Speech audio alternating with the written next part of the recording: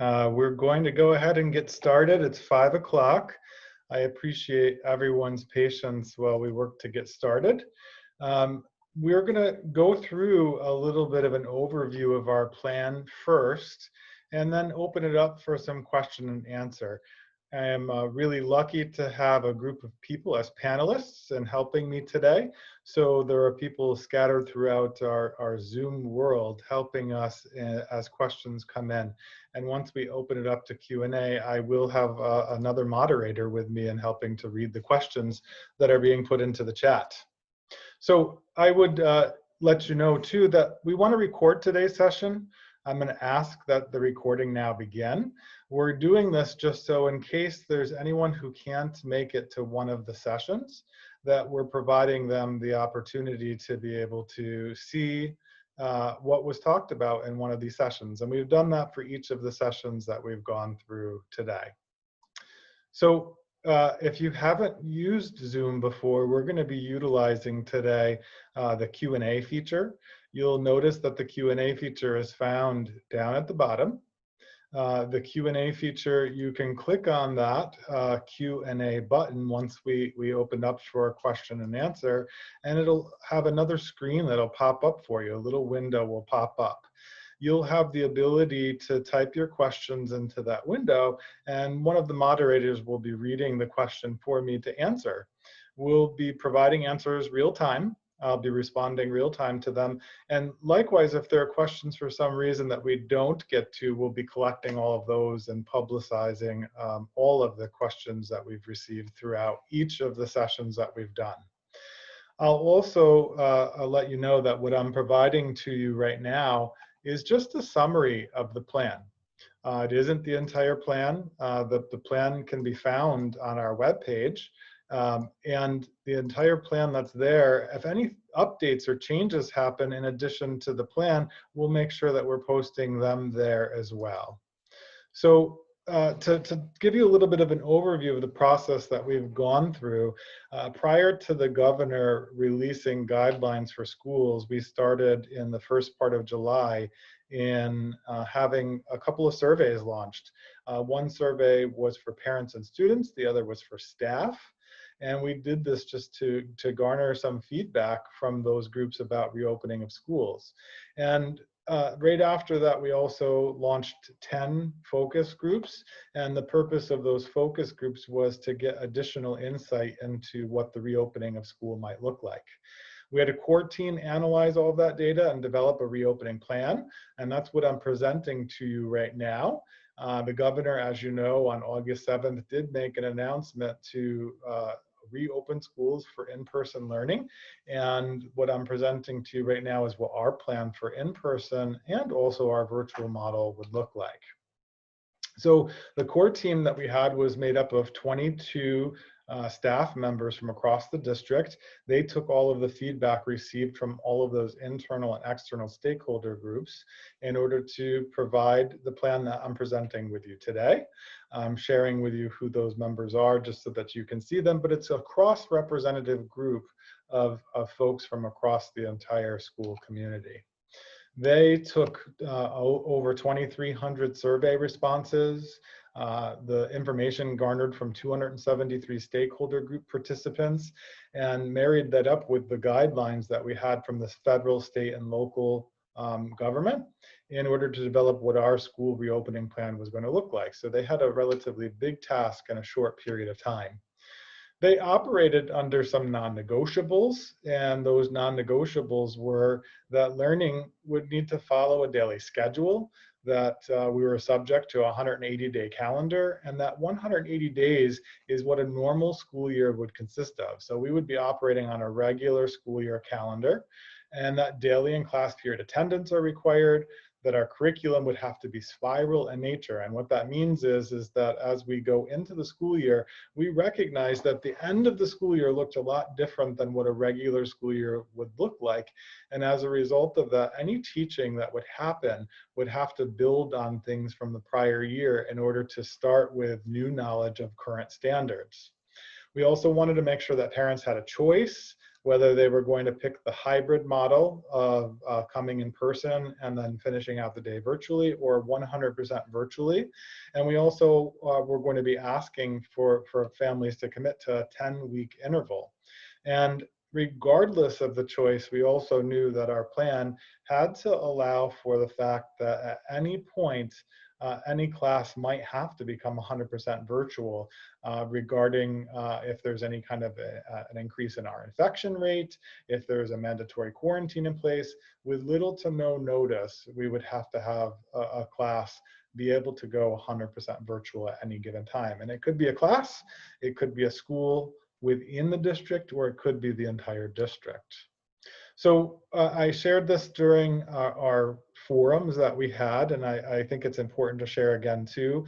We also, in addition to those non-negotiables, asked for flexibility, and I'm going to ask for all of your flexibility too. I know that everyone wants to know what the plan is going to be on September 8th or September 14th. And we're still working on putting the implementation of this plan I'm presenting to you in place. We have 25 days to get it ready, and we're gearing up for what we think is going to be, of course, a very different school year, but it's likely that as we go throughout the school year that things are also going to change, and we need to be bendable to that and recognize that even though we all want to know what that's going to be, that there are going to be points in time in which they might change. So I appreciate everyone's flexibility and help in understanding that. So these are some of the major components of the plan that I'm lifting out. As I mentioned, the full plan is on our website. You can certainly look through the different components, but I'm going to give a high-level overview to that. And I started off by saying we wanted to make sure that there was parent and student choice.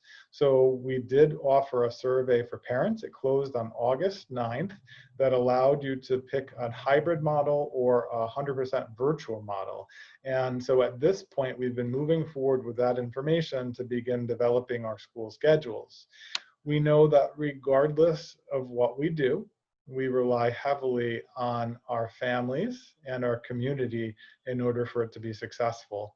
No matter how good our plan is, it's only as good as our partnerships with families and the community. And we know that for its success, whether it has to do with the health and safety of kids or even the teaching and learning of kids, that we need to be able to work together to be able to do that. In addition, we worked with several partners as a part of creating the plan.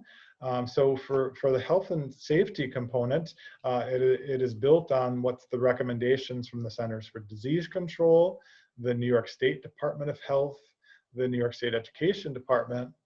We also had the ability to partner luckily with 23 other districts within Capital Region BOCES to develop the guidelines and the plan that we have in place.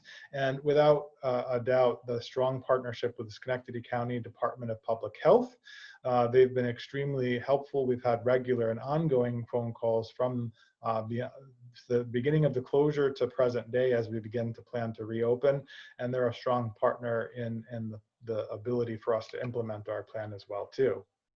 So in talking about health and safety, I will start off by mentioning that each and every day we'll start off with a health check and screening of both students and staff. That will include temperature check and a screening of questions as people enter the building. Any visitor or contractor coming to the building would be subject to the same type of health check and screening. We will require social distancing of 6 feet or more, and it could be more depending on the type of activity that's happening. Face coverings and other types of PPE are required of both students and staff. We're going to be implementing infection control strategies, and I'm going to get into plumbing, ventilation, and management of ill persons, as well as contact tracing in the next couple of slides under facilities. So I'm going to talk about those in greater detail in just a moment. So I'm going to move on to actually the testing and contact tracing. I have this here because I really know that it's been a topic that we're hearing a lot about in the news and on social media, is how are schools going to handle testing? How are they going to handle contact tracing? And our plan at Schenectady City School District for both of those is our strong partnership with the Schenectady County Department of Public Health.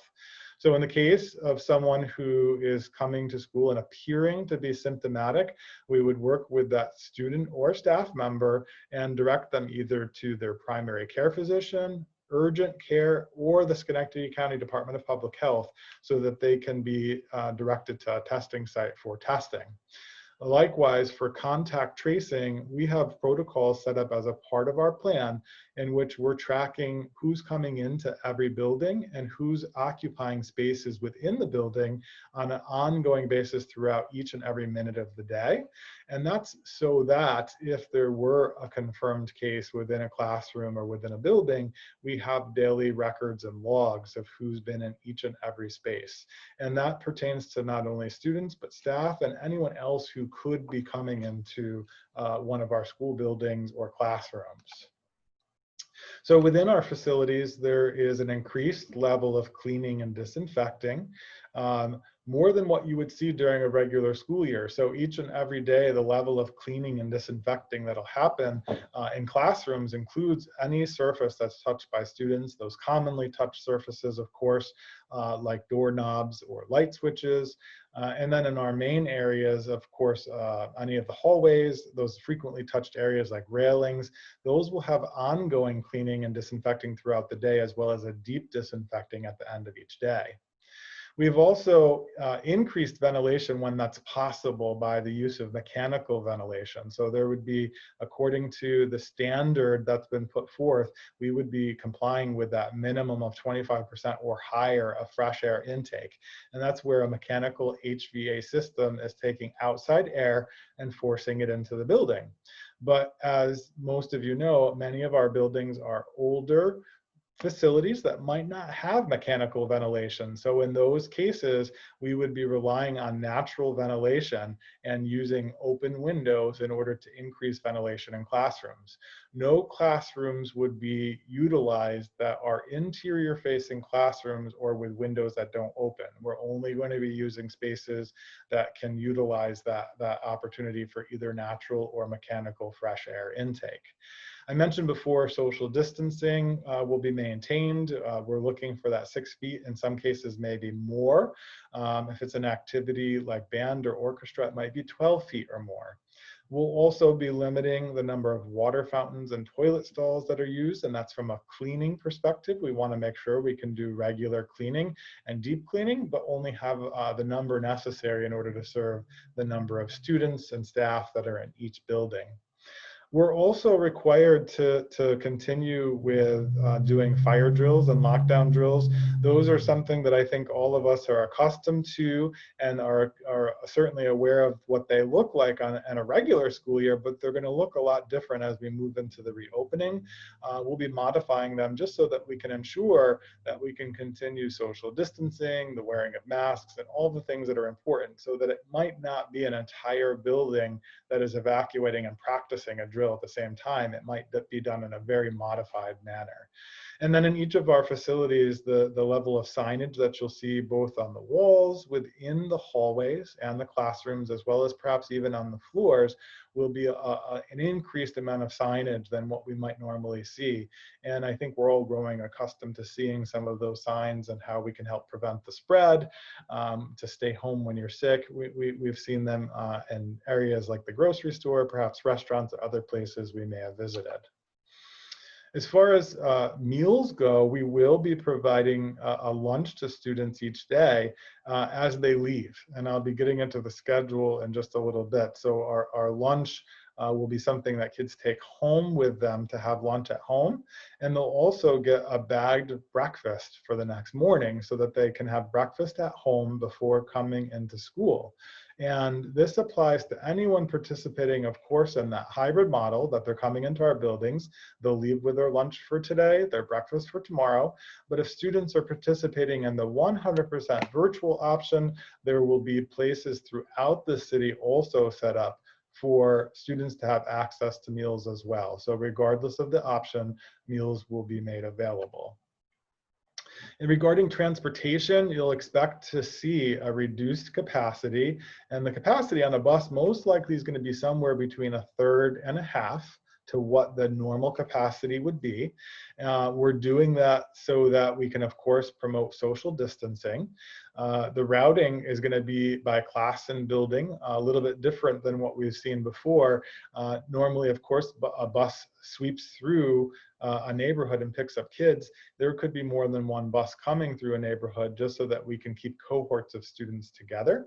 We've also, as a part of our questionnaire that went out to families, encouraged families whenever possible to drop off students, just so that we could make sure we had enough space on buses. And so we've asked anyone who might already be doing that.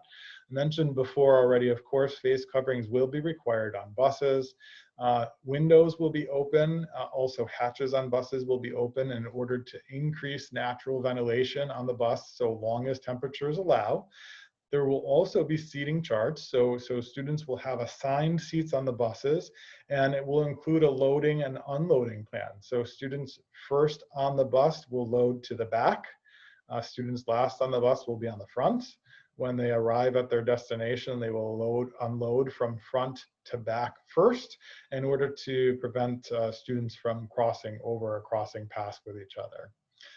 In addition to transportation, I mentioned before I get into the school schedule, obviously we'll be sending out information about transportation as we get closer to the start of school, but the start of school at the elementary level would be a homeroom between 8 and 8:15. Students would go through, and this is just a sample schedule of what it might look like, because every class would be scheduled for breaks throughout the day. But the point is to have a daily schedule in which core instruction can happen for students at the elementary level in the morning before dismissing at 11:45. Students would travel home and eat lunch. And after that would begin the afternoon in a virtual class. And again, this is just a sample. It could perhaps be a virtual special class, but every student will have their own schedule in which they would follow. And they would complete their day with their classroom teacher. At the secondary level, in grades 6 through 12, they would have an 8:30 start time for homeroom. Again, we'd be doing core instruction in a 5-period structure in the first part of the day before students dismiss, travel home to eat lunch, and complete their day with virtual classes. So 2 virtual classes and then office hours with teachers at the end of the day. And if students are participating in the all virtual school, the same type of structure really would be followed. We would have periods, and students would be logging into their class at the beginning of each class period. The only thing that would be different, of course, is that they're going to be switching by clicking on perhaps a different link to get into their next period class rather than switching halls. The kids who are attending in person, though, schedules are being designed in such a way that cohorts of students will stay together as much as possible. There could be some students who are changing and passing between periods to get to their next class, but it would be minimized to the greatest extent possible in order to prevent the passing between periods and also to minimize the number of large groups gathering. So to speak to that a little bit more, our class sizes and the virtual capacity and the virtual academy will be running at capacity whenever possible. This means that our early grades around 25 students and our upper grades 30 to 35, depending on the class. Classes are offered synchronously, which that means that there will be a daily schedule that kids will be following, and they'll be logged on and be with a live teacher and live classmates, even in the virtual academy. For the hybrid instruction, there will be reduced class sizes to allow for social distancing. At the younger grades, K1-2, for example, they might be around 12 or 13 kids, depending on the size of the room. And then at the upper grade levels, it might be around 15 or so. And again, the size of the room is going to be dictating the number of students that we'll be able to have and still allow for that 6 feet space between each and every desk.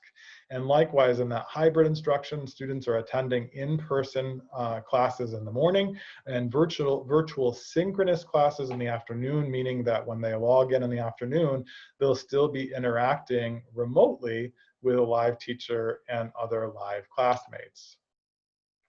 So for in-person days, I think that one of the things that's important to note is that we've prioritized every day, Monday through Friday, that schedule for our English language learners. are self-contained special education classes, pre-K, grades K through 6, grades 8 through 9, and then alternating weeks, an A week and a B week, whereas half the students come for A week and the other half are learning remotely, are grades 7, 10, 11. Grade 12 is down at the bottom because depending on the credits that a senior might need in order to graduate, they could potentially have either a daily schedule every day, every week, or an alternating week schedule. And that's going to really be dependent on each and every person as we work through what they need in order to meet the requirements for graduation. I will note too that 7, 10, and 11, when we first came up with that alternating model, we looked at reducing them to a rotating schedule, again, to have extra space available so that we could prioritize learning for other students and other key grades. Now that our numbers are coming back, we're exploring the possibility for 7, 10, and 11 to be on that same type of daily Monday through Friday schedule that I shared with you before. But more information to come in the coming days and weeks. We're working through feverishly to get that completed. We know that childcare is certainly an issue for most of us, and we work to get some things in place that we hope will help, and there's still more in the works as well. The pieces that I know about so far is that we've created a partnership with the Boys and Girls Club to be able to offer a before school and or after school or both opportunity for kids. And likewise, the same with the YMCA. We're working to firm up those details. We'll post them to our website as soon as they're available. But within both of those scenarios, students will also have the option to finish out their day for their virtual learning at either of those locations. I'm also mentioning Bright Side Up. You'll see that at the bottom of the screen. Bright Side Up is formerly known as the Capital District Child Care Council. It's a great resource because they'll work with any family within any type of financial constraint and match them up with a provider who can help with childcare. I know that a lot of families are wondering, but how can I end up in a place where my child can also finish out their day virtually? I know that they'll also work with you in those types of scenarios too. And I'll also mention we're working with some other organizations, and as soon as we have more information, we can make that available. But other organizations who are looking to do things similar to what I described for the Boys and Girls Club, to have a place where kids could go after school, finish out their day virtually, and perhaps also even receive some tutoring and some extra help that they might need before that they can be picked up at the end of the day. We know that technology and connectivity were a challenge for us, certainly as we closed our doors on March 13th. But once we did that, we started deploying technology and tried really hard to make sure everyone had a device and connectivity that they needed in order to learn virtually. We know that the ability to do that has to be even greater as we go into this year, and we have more devices available and more options for Wi-Fi available for families. In the first week in September, we'll be publicizing this a little bit more. We will have opportunities available for additional devices to be loaned. If you never took advantage of one and would like to do that now, you will have the opportunity to do that. They will be camera-enabled Chromebooks so that students can participate wholly. And likewise, if you have a device, but perhaps it's in need of repair or something happened to it, there will be opportunities to swap them out too. So more information to follow regarding that. So some next steps, and just before I open it up for Q&A, we have 25 work days to implement what I just presented to you. And those 25 work days really started after the governor's announcement on August 7th to reopen. So we're working feverishly to get this plan in place. And just to give you an idea, I know one of the things everyone is wanting to get is, what's my schedule going to be? Who's my child's teacher going to be? And in a normal year, of course, we would have that information done already, but because this is a year like no other, all of our principals and administrators are working really hard to create a schedule from scratch. And that schedule that they're creating from scratch in that 25 work days is something that would normally take months and months and months to do. So they're working really hard, and I'm sure that more information is going to be coming very soon. So we're going to, throughout this process of implementing our plan, we're going to make sure we're engaging stakeholders along the way, bringing them back to the table and talking about our plan as we work through it to implement it. We did have that questionnaire that I mentioned before that was due by August 9th. Anyone we haven't heard from this point, and we're in the process of getting letters out to you confirming that we have your choice for either the hybrid or virtual model. Anyone we didn't hear from or didn't respond to the questionnaire, we've automatically defaulted them to the all virtual option, presuming that that was the choice that they wanted. But there's also some contact information in there in case that wasn't what you were looking for. I did mention earlier, though, we are looking to lock this up because we can only allow a certain number of students into the buildings and still provide for that safe environment that we're talking about. So space is going to be somewhat limited, but there will be information about that in the letter that you'll be receiving. We're also working with staff right now that might need some accommodations as well. We're finalizing schedules, as I mentioned before. They'll be available later in August. Again, your patience with that as we work through something that might normally take months and months to do in just days, we're trying to accomplish now.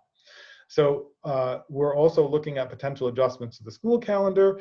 I put this out in some additional information that I shared before, but we have a board meeting scheduled for tonight. It's anticipated that the board will approve an adjustment to our school calendar, which would move the start date of school to September 14th for students.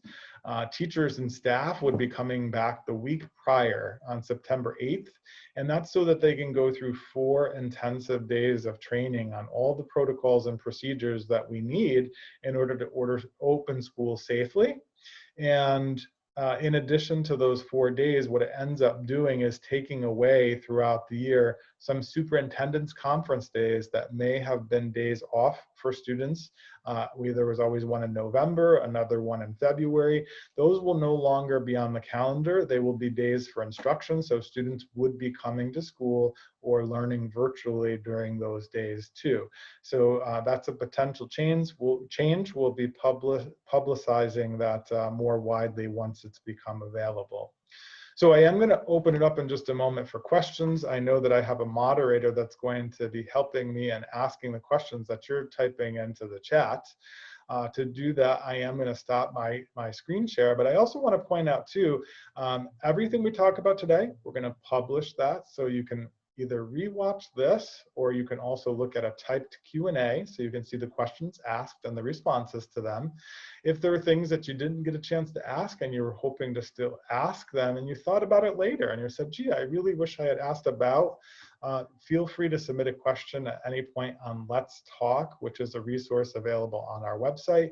We have a whole team of people who are helping to respond to them, so I would really encourage you to please make use of Let's Talk, so that way we can get you answers to your questions. So I'm going to now open it up for question and answer. I know I've stopped the screen share, but that's just so that I can see my co-moderator, Dr. Patty Pazer. Dr. Pazer is the assistant to the superintendent. She's going to be helping by reading out the questions we're receiving in the Q&A. As they come through, I'll provide an answer in real time, and it will be also captured in writing and answered too. And as I mentioned, just as a reminder, we'll publicize those after too. So, Dr. Pazer, what do you have for a first question? I read the Gazette paper and saw the teachers union feels the buildings are not ready and up to code to start school. Can you explain what this means for special needs students who need in-person related services?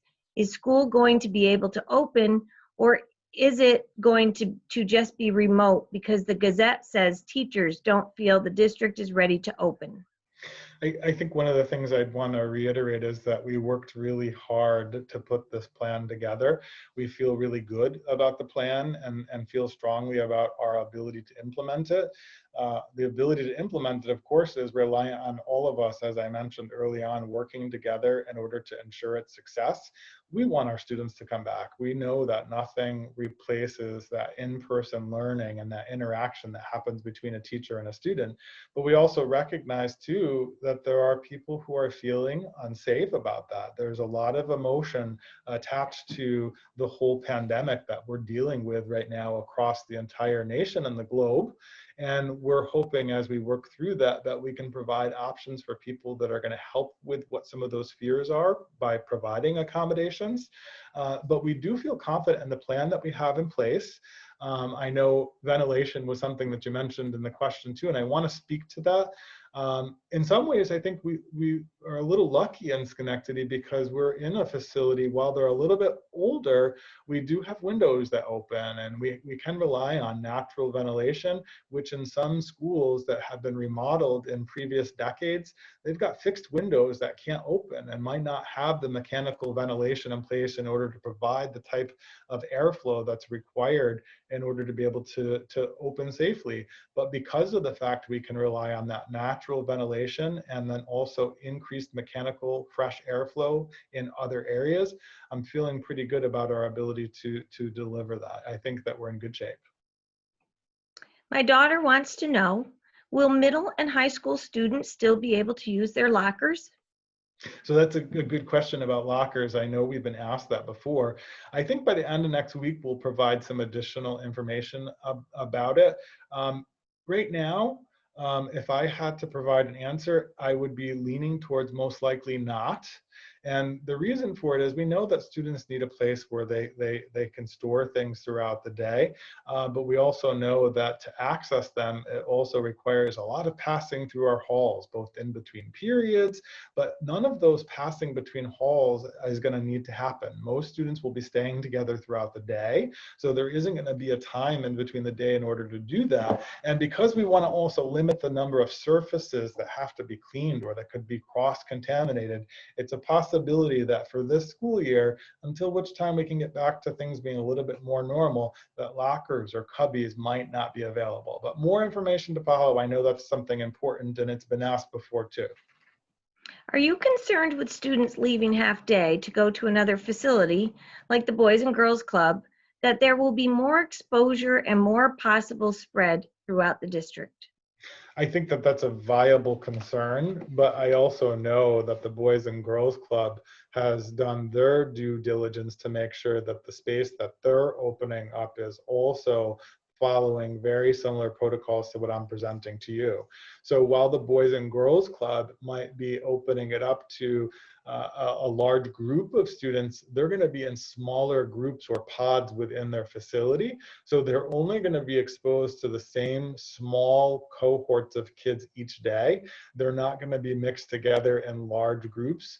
So the same types of protocols that we're talking about, like hand washing, social distancing, and the wearing of masks, three things that we know are really important to stop the spread, will be also required and followed during times in which they're in one of those facilities as well.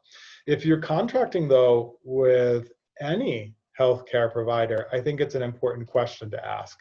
I think that we'll see other locations throughout the city also be available to offer that type of childcare and virtual learning for our students, which is great. I think we need it, but we also want to scrutinize, I think, the level of cleaning and health and safety that'll be put in place in order to ensure safety of our kids. And the reason why I bring that up, of course, is because a big part of our staying safe is what we do, the part we do. So if you have an opportunity now to start working with your kids around what that looks like, both at home and in public, to maintain those proper levels of PPE, wearing a mask, getting used to the idea of that, I think that now is a great time to start to begin practicing. How can parents sign up for after-school childcare? So we'll be posting information about that on our website. I know the information for the Boys and Girls Club is already there. They're not starting registration for that program at the Boys and Girls Club till next week. The YMCA is just finalizing their information now, and we'll get that posted ASAP. The contact info for, and I don't remember the new name, but the former Capital District Child Care Council, I think it's Bright Side Up, their contact information is also on our website. And again, as other sites become available that we're aware of, I know the district is going to try to partner, for example, with some local churches, for example, to offer some aftercare and tutoring. As those things become available, we'll make them available on our website and publicize them as well. What will you do about students that won't or can't wear a mask due to a disability? So if a student requires an accommodation because they can't wear a mask, we would be putting something in place called a 504. So a 504 is a safety net for a student who needs some other type of accommodation, but we would also work to put some other type of PPE in place that might be more appropriate for the student.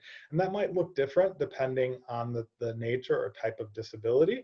So that type of accommodation might include perhaps a face, instead of a face covering, it could include a shield, a face shield. We are also having a supply of desk shields available too. So the shield could actually be on their desk rather than having to be on their face. But there are a few accommodations available that could help with that, but we would want to work with a provider to make sure that we're getting that safety net in place to allow for something other than a face covering to be worn. What happens for special needs students that are in out-of-district placements that are operating full day in person? Would they still only be able to attend in person half day? No, so if students are placed in an out-of-district location, and we have a group of students who do attend some schools within the Capital District, they'll follow the schedule of the school that they're attending. So for example, if your student attends St. Anne's or St. Catherine's, and we've worked with you to place them in one of those locations, they would follow the schedule of that location. When and where would first graders get a Chromebook and hotspot? More information to be forthcoming around locations for those. I anticipate we'll have more information out by the end of August, but I anticipate the first week of September, we'll have several locations set up where we can make those available for loan to students. You mentioned that the bus would be loaded by class for the child's class for their neighborhood. What if it is a child who goes to a building outside of the school district? We would still be in those instances working to keep the same pods of kids together. Every circumstance is a little bit different. So it could be other kids within the same grade level, but from the school that they're attending.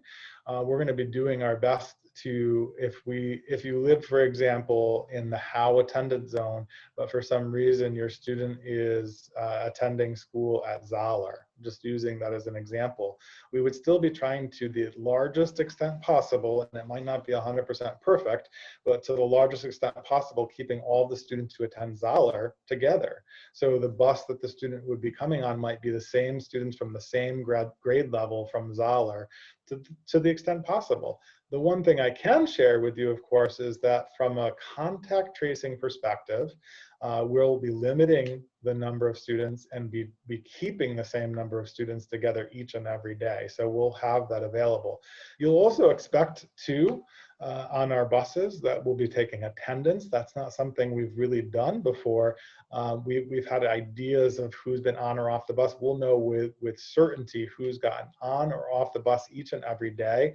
And some of those health screenings that I mentioned for when people arrive at school might also be taking place on the bus too.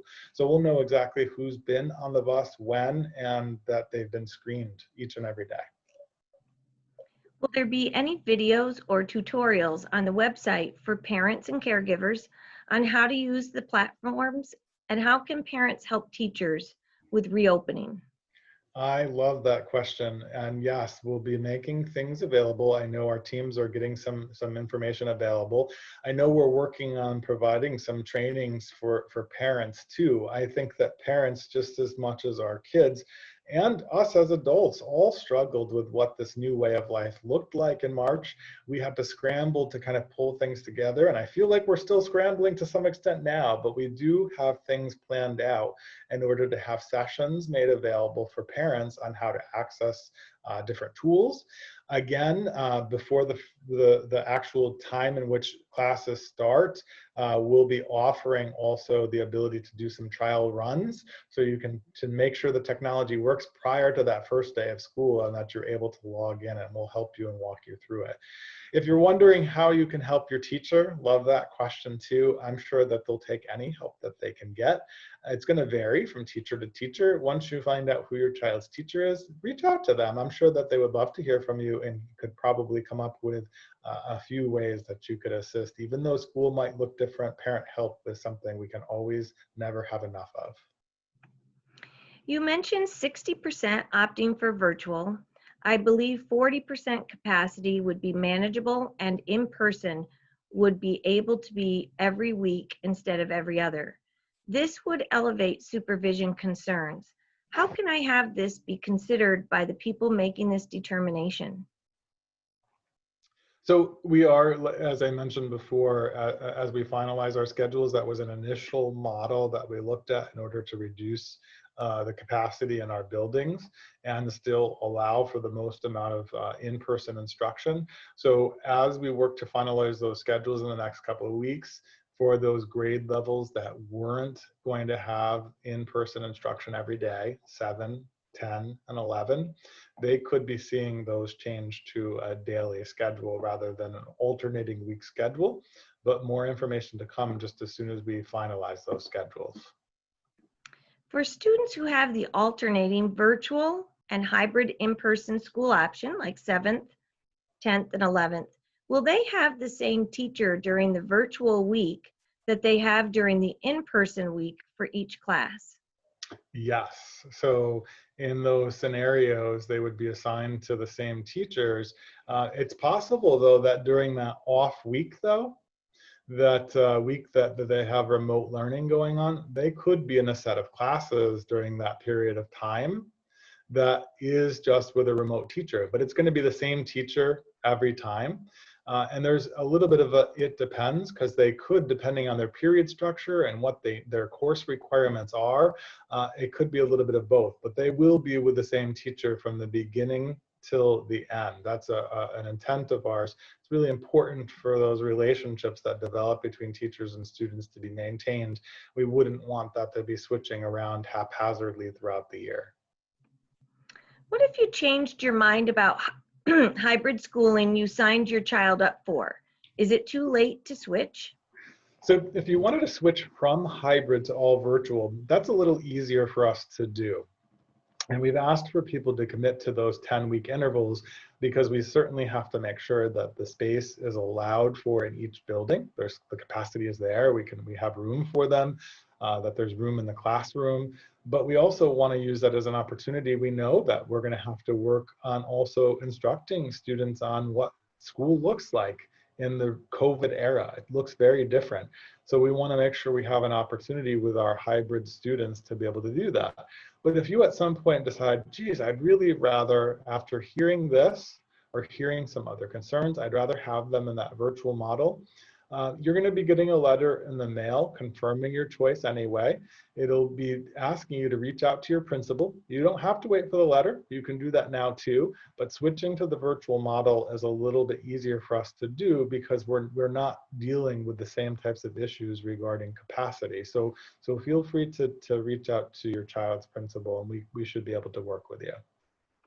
Has there been any decision regarding fall sports? If fall school sports do happen, how will this be handled since kids will be sent home for the afternoon classes? That's a great question. So right now, fall sports have been delayed That's the most current information that we have. So we know that, for example, our fall sports wouldn't be starting till actually the spring, and our winter sports would be starting a little bit later. I know that there's still lots of conversations around how how sports are going to work as we move into the school year.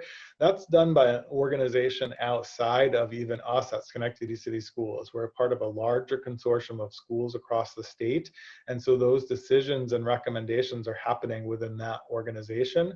As soon as we have more information about that, we'll make sure we publicize that so that you know too.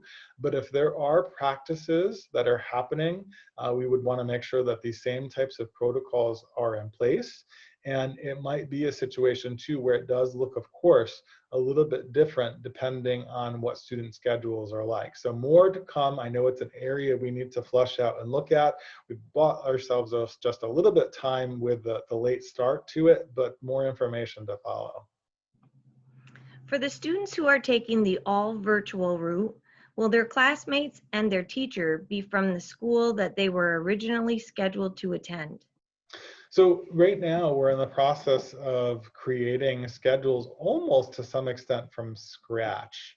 And in the virtual world, we're going to do our best to match them up to the extent possible too. That's our intent. But I also don't want to make any with 100% guarantee promises, because we're going to be also looking to have class sizes be manageable for teachers and students. And depending on where numbers allow, we may have to do some shifting, but we would do that to the greatest extent possible to also keep kids together too, so that they're also learning together with the same students that they would be with.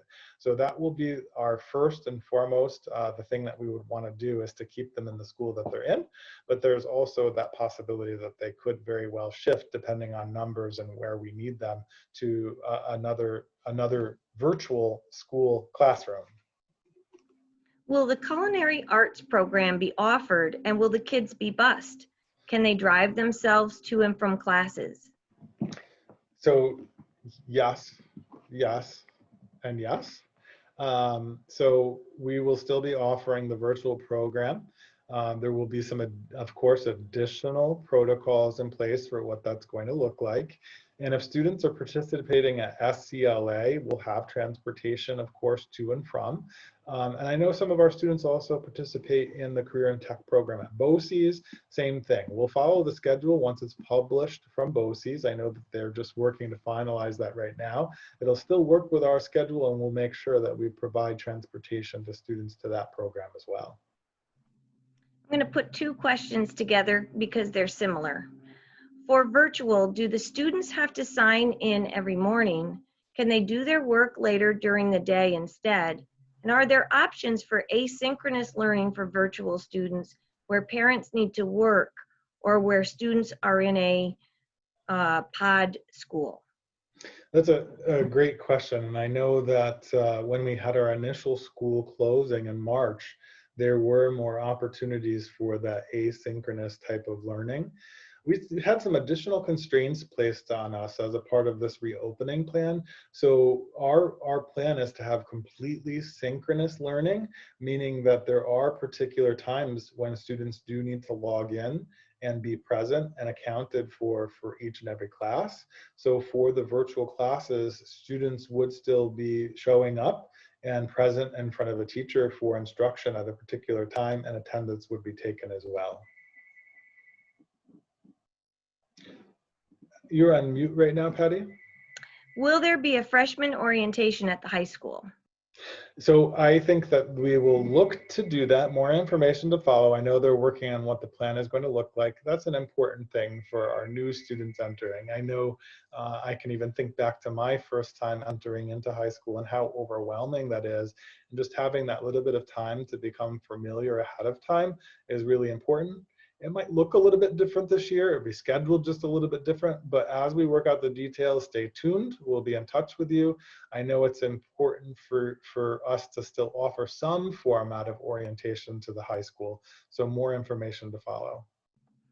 If my second grader is learning online only, will she have an opportunity to interact with her peers?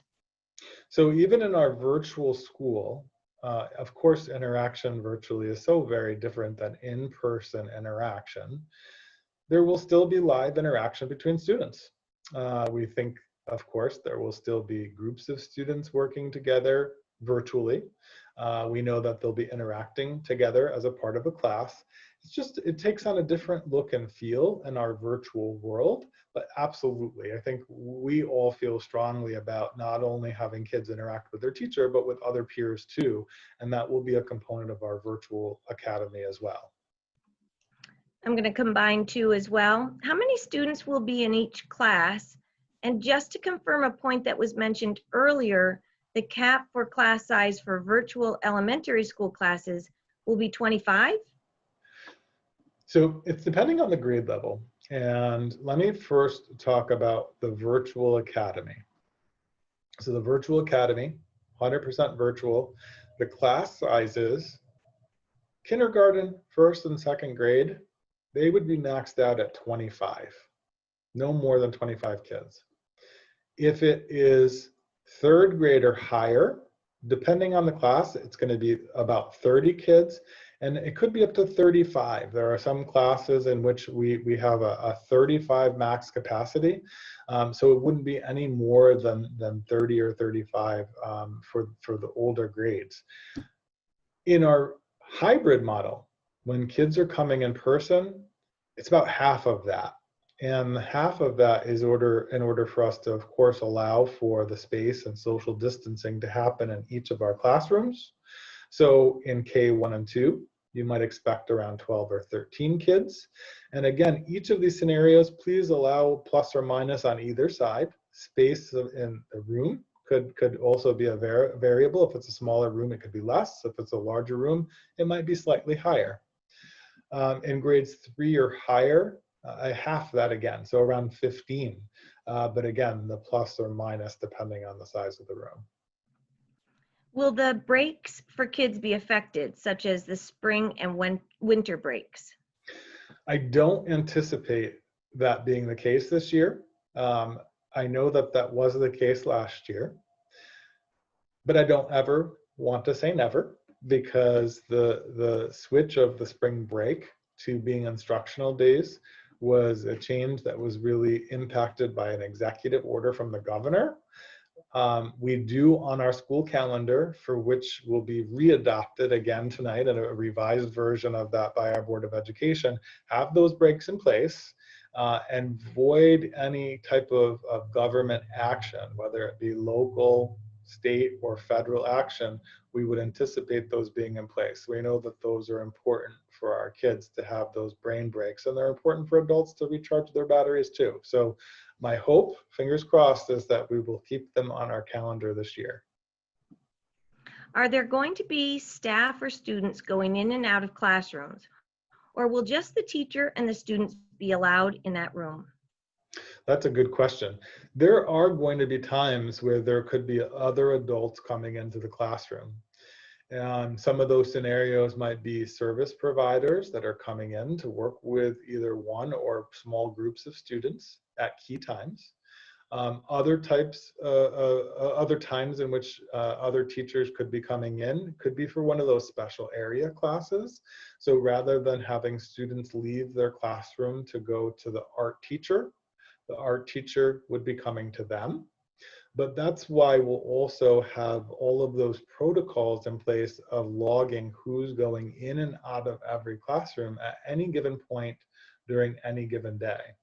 That's really important for us, because in order for contact tracing to work, should there be a positive case, we need to know exactly who's been in and out of any space within a building. With all of that being said, though, as schedules are being created, they're being created in such a way that we're limiting the number of people going in and out of classrooms. So there shouldn't be any unnecessary people coming in and out of classroom. They're coming if and only if they've been scheduled to come. Some families are not responding to electronic surveys because they are not connected or aware of all of the information on the website. Is there a way that a printed copy for them could be provided to fill out? Yes, absolutely. And we've worked and throughout the various times of having some surveys and questionnaires, we've worked with our community liaisons to be able to have those made available. So we did even accept paper copies of them too. In some of these scenarios, I recognize that the turnaround was relatively quick. When we have, and time allows, the ability for us to be able to do that, we recognize that that might be a barrier, and we'll continue to work to make paper copies available. If someone tests positive, will the whole school shut down for 14 days or just the class? And what is the protocol for readmission back to school? That's a great question. And I know that that question comes up a lot. And I know how much we all hate that answer. It depends. But it really does depend. And this is where our partnership with the Schenectady County Department of Public Health is going to be really important. And it's really important because they are public health officials. This is the field in which they work. We're educators. We're here to teach kids. We have to rely on them for their knowledge of public health. And every scenario is a little bit different.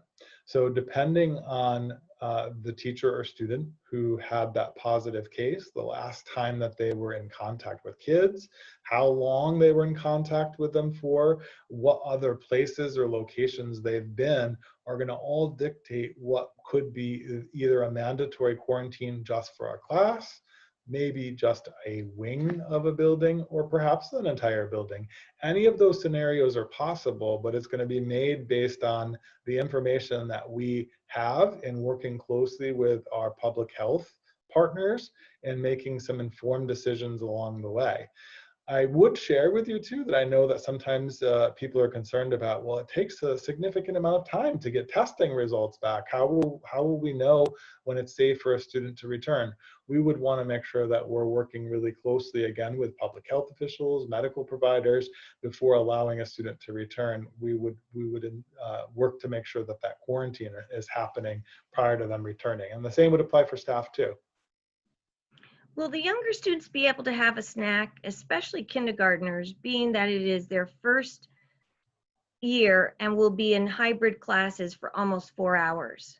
I think snacks are really important. Our younger kiddos, they can't go that long without having a snack. Yes, there are going to be opportunities for snack to be available too. Each teacher will have the ability to provide breaks for students, not only for a snack, but also mask breaks too. In some cases, those breaks might even be happening outdoors whenever possible, but we know that mask breaks and snack breaks are both important, and they kind of go hand in hand because you can't eat with a mask. How will kids be dismissed?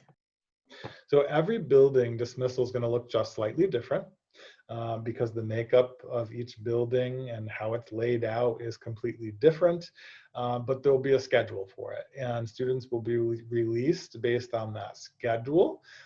In an elementary building, it could be someone coming to pick them up to escort them from the classroom. But in most cases, it's not going to be an entire class dismissed at the same time to then go line up for dismissal like we're used to. It's going to be on a scheduled basis and using assigned doors for both arrival and dismissal, just so that we can ensure distancing throughout the process of both arrival and dismissal. Why is full day school not an option for elementary students? I know that full day would be ideal. I think it would be ideal for the most amount of time in front of students. I think it would be ideal certainly for parents too. But we were faced with a little bit of a quandary because we also know that we need to have adequate time in order to be able to clean our buildings and be ready for the next day. And the amount of extra sanitizing and cleaning that needs to happen each night is significant. And in order to meet those demands, we felt it was easier for us to shorten the day, but also remove lunch as a variable from happening within the building. By removing lunch and sending kids home with lunch, it also eliminates that possibility of sharing of food or other opportunities for the virus to be transmitted as a result of not wearing masks. So it provides two things. One, additional cleaning time for us and for our staff to clean and get into each of those spaces that we enumerated before. but it also allows for us to be able to still continue learning in a remote model once students are able to leave and have their lunch and get to a location where they can log in for the virtual finish to the day. Will the schools be providing textbooks or packets that children need to complete if they are attending virtual classes, or is everything done on a Chromebook? That's a great question, and I also think that that will be an it depends. I know that every teacher works just a little bit different. I think for the most part, you're going to find that most materials this year will become more digital format based. Some of that, of course, because of the need to sanitize and to make sure that things are kept clean, but also to limit the amount of transmission between people too. So in most cases, I think you'll see that's probable, but in cases where there is packets or books that need to be made available, we would have a location or a way to be able to get them to you. So stay tuned for additional information as we get closer to the start of the year. And I do want to point out too that we're getting to the end of our time together. I know that we've got a lot of great questions, and I will say that if we didn't get to your question, we'll still be answering it. We'll make sure that we publicize that. We only had an hour scheduled for today, but we have time for one more question, Dr. Pazer. So what's our last question? In regards to virtual learning, my caregiver might not be able to help my children with the virtual learning. Will students be penalized if they are not following along during the day? Will there be an opportunity for myself to help my child with schoolwork later in the afternoon? I recognize how important that is too. I think that the thing that would be most important is to make sure that you're in a location where your child can log in, that they can participate, but we also know that there's going to be the need perhaps for some additional help afterward. And in addition to you being able to help, by all means, yes, and we plan on providing resources to families to help and assist with that. We're also working, as I mentioned before, to even have some locations across the city available where we could potentially have tutors be able to assist as well.